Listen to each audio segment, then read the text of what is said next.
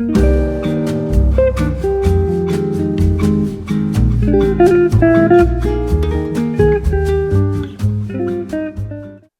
friends, welcome back or welcome if you're new here. My name is Mali and welcome to the WIT readathon. If you don't know what WIT stands for, it stands for Women in Translation, and this happens annually on every August. August is a time where the book community aims to highlight women writers, especially those who are from different nationalities and write in different languages. There's a website with tons of information, resources, and even recommendations, which I'll be leaving down below. They are the original creators of Women in Translation Month, as I am understanding. So why are we doing a readathon? Well, the idea came to me because I initially wanted to do a recommendation video, but I noticed that I definitely hadn't read as many WIT books as I thought I had. Out of the 39 that I own, I only read about 16. I definitely buy them faster than I can read. So in an attempt to fix that, I have 4 books here that I want to read. The challenge as well is to read them in about 4 days. So I want to read a book a day. They're around 120 to 200 pages, and I think it's doable. I don't really know a whole lot about these books because I honestly want to go into them a little blind. Just my preferred way to go into these books. So I'm not looking up the blurbs or anything like that, but just very quickly on the stack, I have The Tyranny of Flies. It's been marketed as The Lord of Flies meet The Royal Tenenbaums, which I absolutely adore that movie. I love Wes Anderson, so that definitely got me interested and hooked. This is only 230 pages, so I think I can read this in a day. This is translated from the Spanish. The next book I have is Pink Slime by Fernanda Trias. This is also translated from Spanish, and this is a fairly new release. It is a pandemic novel. It's not exactly COVID, but it's something similar. All I know is that it's an airborne disease, and so everyone is moving inland, whereas our protagonist lives by the coast. Yeah, sounds very, very interesting, and I am excited for this one. This one has about 219 pages, so I can definitely read that in a day. The next book is When I Sing Mountains Dance. This is a book that I bought in Barcelona, and when I initially bought it, I didn't know that it was actually translated from Catalan, so that was very, very cool. No idea what this book is about, and I wanted to stay that way. I want to go in completely blind. I'm guessing it has to do with nature, judging by the cover. Anyways, this book has 196 pages. And then the very last book for our readathon is Astral Season, Beastly Season. This is a book that I know the most about because I've been seeing this book for ages, and I finally found a copy. This has to do with 2 schoolboys who are obsessed with this J-pop idol, and when the J-pop idol actually goes out and kills her boyfriend, they try to convince the police that they are the ones responsible for the crime. And it sounds very, very cool. I'm really excited to read this one. This is translated from Japanese, and this has 125 pages. From the stack, I am going to choose Astral Season, Beastly Season as my first read for the readathon. We established that this is the shortest book on the stack, and since I do have to work later on today, I feel like starting with the shortest book will get me off right.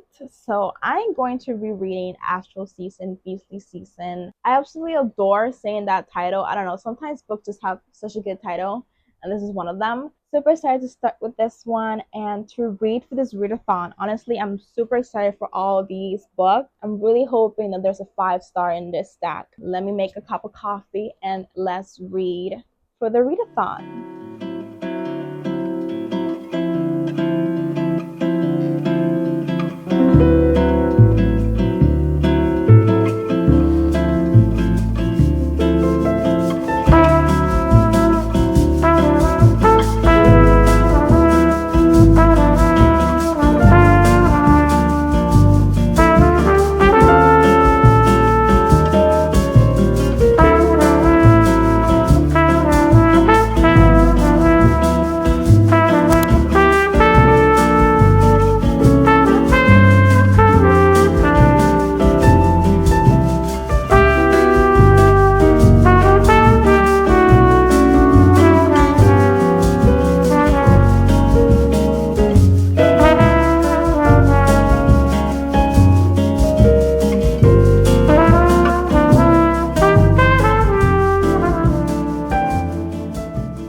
So yesterday I finished Astral Season, Beastly Season by Tahi Saihate and divided in two parts.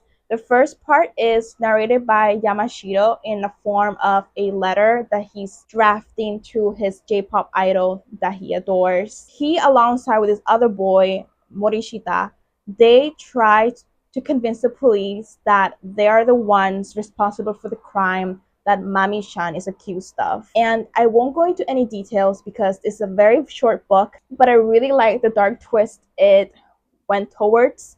I wasn't expecting that at all. And I really like what it had to say about parasocial relationships and just how far are you willing to go for people that you love. The second part is actually set some years later after everything has already been said and done, when the twist has been already unraveled. And so we kind of get to see the consequences of the boy's actions. I won't say anything else. Again, this is a very short book. It's best to not know anything. In terms of the translation, and I feel like this is to be said about at least the Japanese translation that I have read. I've read a couple of them, and I always find it kind of reads awkward and kind of blunt and kind of like straight to the point. That's not to say it's a translator's fault or anything like that. I think English is just such a cut and dry language. So like a lot of nuances are missed, but it was still a really fun read. I really enjoyed this one, so I am really glad that I finally owned this. Just this morning, I picked up The Tyranny of Flies by Elaine Vilar Madruga. This is my choice for the second day of the readathon. This was sent to me by the publisher Harper Via a couple of weeks, maybe a month or two ago, and I was really happy that they sent it to me in the first place because I had never heard of this novel before.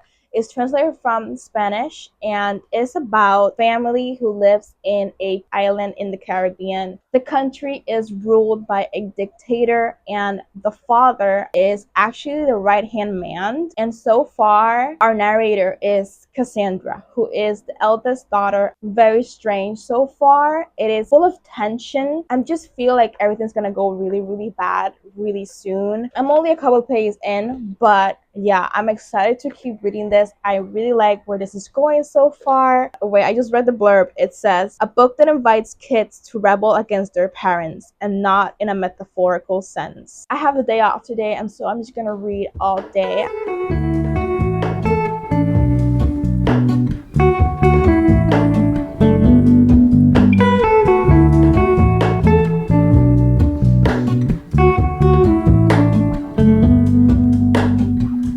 Hello, Ramona.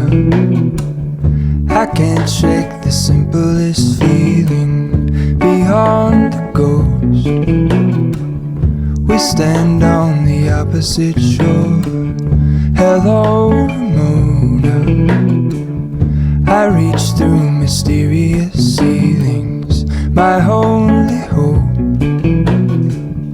I look for the things I don't know.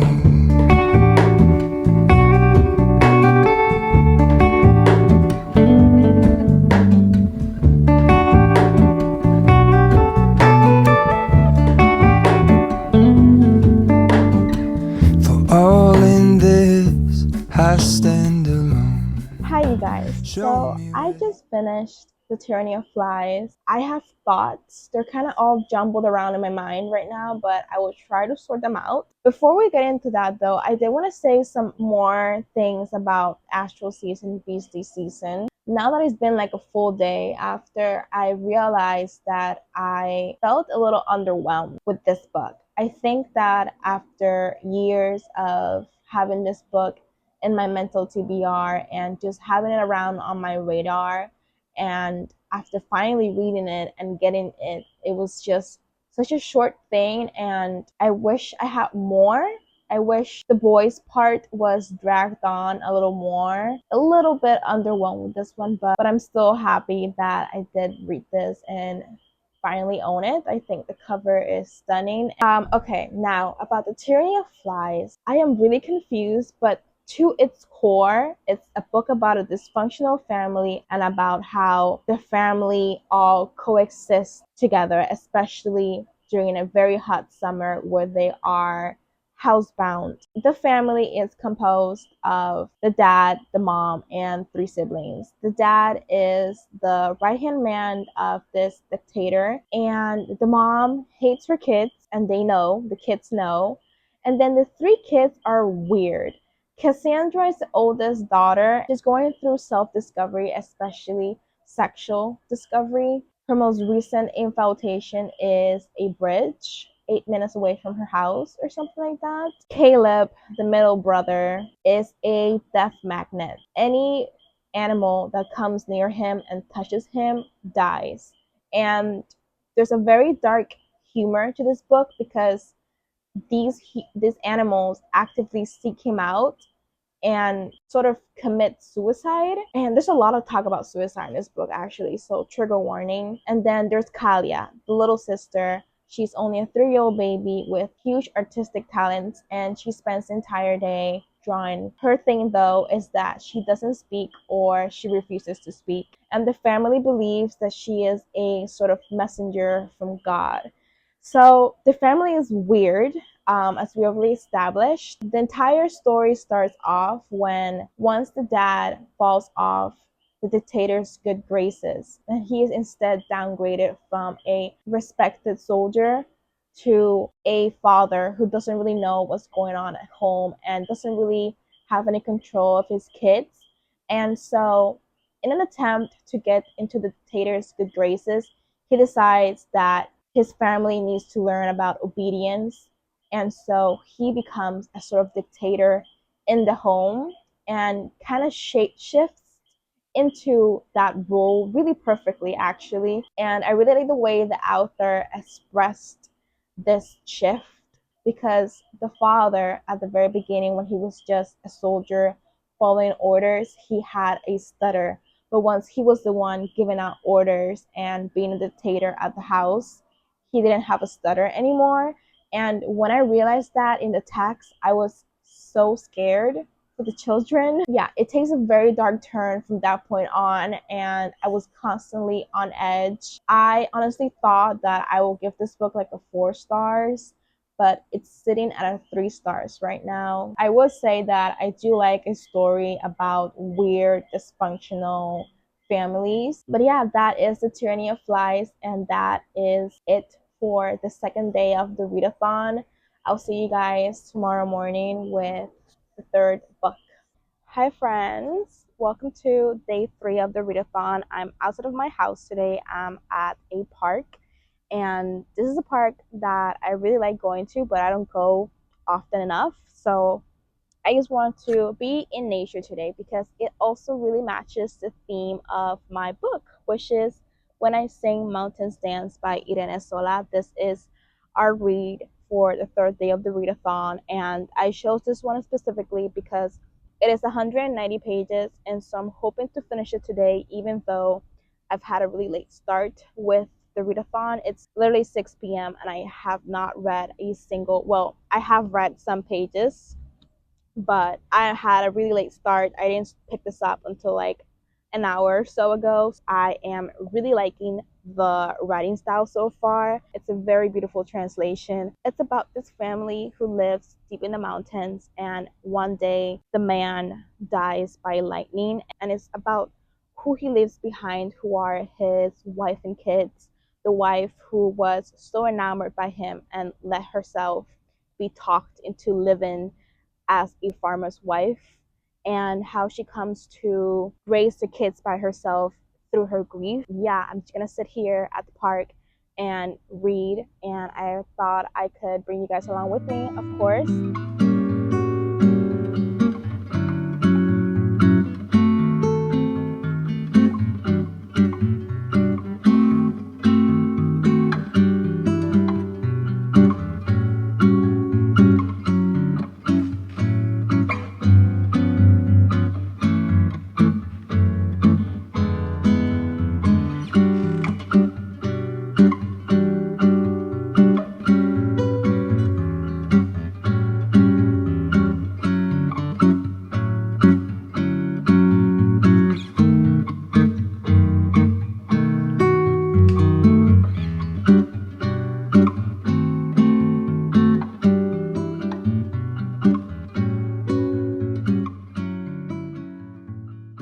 morning, you guys. Welcome to the fourth and final day of the readathon. I have some very good news, and that is that I read and loved When I Sing Mountains Dance by Irene Sola. I finished this yesterday at around 11:30 last night, and I was at first so surprised that I could read this. It just goes to show how much I can read when I stop doom scrolling. But I absolutely adored this one. This was so good. Oh my god. Immediately after reading, I wanted to just start it over again and just absorb details that I know I missed. So I remember saying that this is about this family who lives in the woods. They're a farmer family, and the husband dies quite suddenly due to a lightning strike, and he leaves behind his wife and kids. And the story does continue to center around them, how they acclimate to their grief, but the way that the author wrote this was so original and so captivating. So basically, she has the family story mainly told by other perspective. It could be a friend, a neighbor, a lover, even animals like deer, bears. The very first chapters, in fact, from the lightning's POV that killed the man. So just that use of different POVs was so enchanting and magical, and I absolutely adored it. And the ways she used it to propel the story forward and give you bits and pieces of the family and how they've grown up and how they changed throughout the years. The translation was absolutely spectacular as well. So very well done.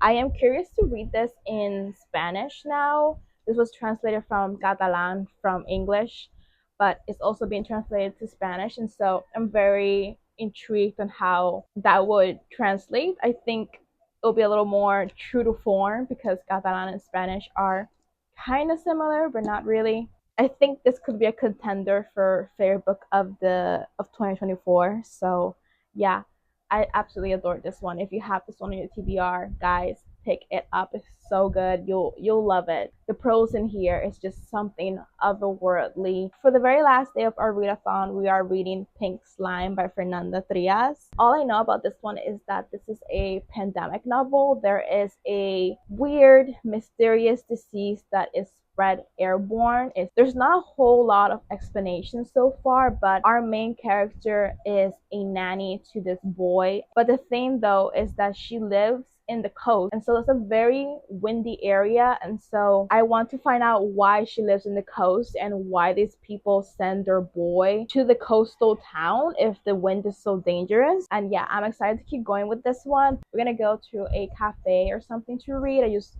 really want to escape the heat. It's really hot today.